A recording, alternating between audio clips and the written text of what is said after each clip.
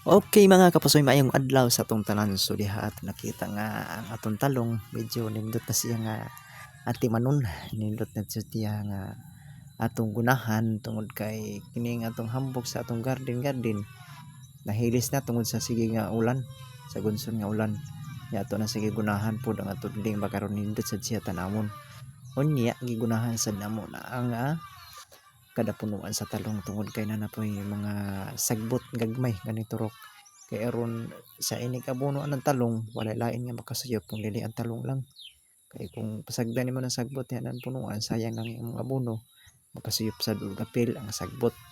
So mao na nga kinahanglan atong kuhaon ang mga sagbot sa katilingban bitaw.